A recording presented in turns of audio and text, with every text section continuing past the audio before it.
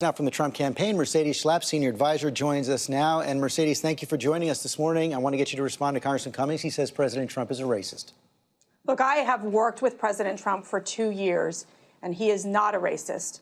He's a compassionate man whose policies have focused on the minority community. I mean, you look at the fact that the president has pushed and implementing the opportunity zones.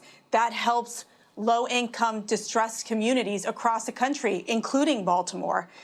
You look at the fact that the unemployment numbers for African Americans is at its lowest, for Hispanics at its lowest. I mean, he is a results-oriented president who is focused on helping uplift all Americans, including blacks, including Hispanics. And I have to say, I've been with him in the room with all these different communities.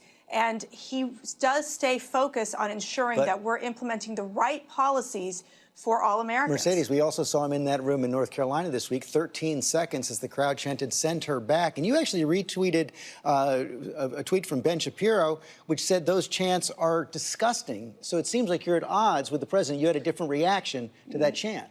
Not at all. The president disavowed the chant. The president made it clear that he wasn't happy with the chant, and he disagreed with it. I think at the end of the day, hold on a second. Let me just stop you there. Where did the president make it clear that he wasn't happy with the chant in that moment? I'm going to roll it again, and we can roll it as you're watching. He made it clear in the press conference that he had the day afterwards. The next day, he said he wasn't happy with it. He didn't show it in the moment. And this Well, I mean, you all can make that analysis, and I'm sure you've been to a Trump rally.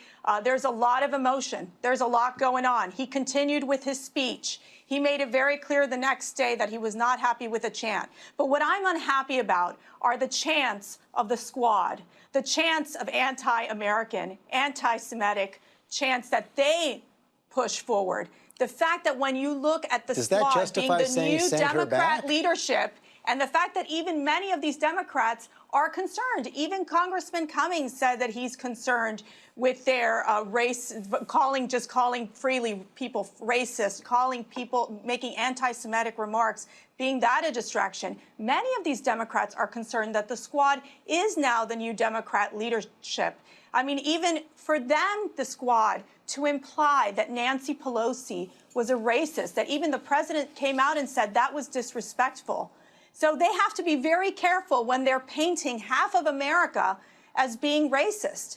That is very problematic. And we cannot use that term very loosely. And you did hear Chairman Cummings there say he does think they have to learn to talk about things in a different way. But you keep talking about how the president disavowed the chant. Just yesterday, and I want to show it up on the screen right now, he sent around a tweet from a woman named Katie Hopkins, which says the new campaign slogan for 2020 is "Don't love it, leave it, send her back" is the new "Lock her up." Well done to Team Trump. The president retweeted that tweet yesterday. That doesn't sound like he's disavowing the chant. Look, he made it very clear that he disagreed with the chant. And I will tell you, he stands with those people in North Carolina, across the country, who support him. And why? Because they love America. They know that the president is fighting for them every day. And it's African Americans, it's Hispanics, it's women, it's men. I've been to those rallies. I've been to those events where they say, I love this country. I love the American flag. What are you seeing on the other side? You're seeing the squad dictating the rules of the Democratic Party, which is very clear that they're pushing forward, you know, very disturbing statements. It sounds like they're calling our Border Patrol agents Nazis. They're calling our detention centers concentration camps. Omar herself has come out with very anti-Semitic remarks, basically saying to legislators that you have dual loyalty.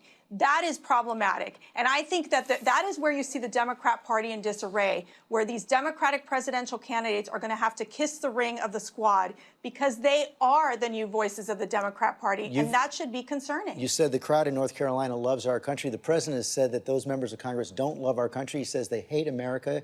That's the textbook definition of saying someone is not patriotic. I mean, I worry. I tell you, my parents came here from Cuba. They fled communism. We know the failed experiments of these very extreme ideologies. And what the squad is promoting is that. They themselves have said that American exceptionalism is exported abroad but not practiced here in America. The president has said very similar things. What's beautiful, Mercedes, George? Can I tell you something? What's so beautiful about America is the fact that we do have freedom of speech. that we're able to have this political discourse. And so for them to be able to just go and attack the president, for them to be able to basically make these comments where they say, let's be compassionate. For example, Omar came out basically writing a letter to a judge saying, let's be compassionate. Let's show compassion to those individuals who are going to plan to join ISIS.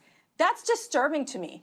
When they push forward a government-controlled agenda where that is something that we know could be incredibly destructive to our democracy, that's problematic, George. That's your view, but you and the president seem to be saying that if you criticize the United States, conditions in the United States while he's president, that's unpatriotic. The president was roundly criticizing the conditions in the United States when he was not president.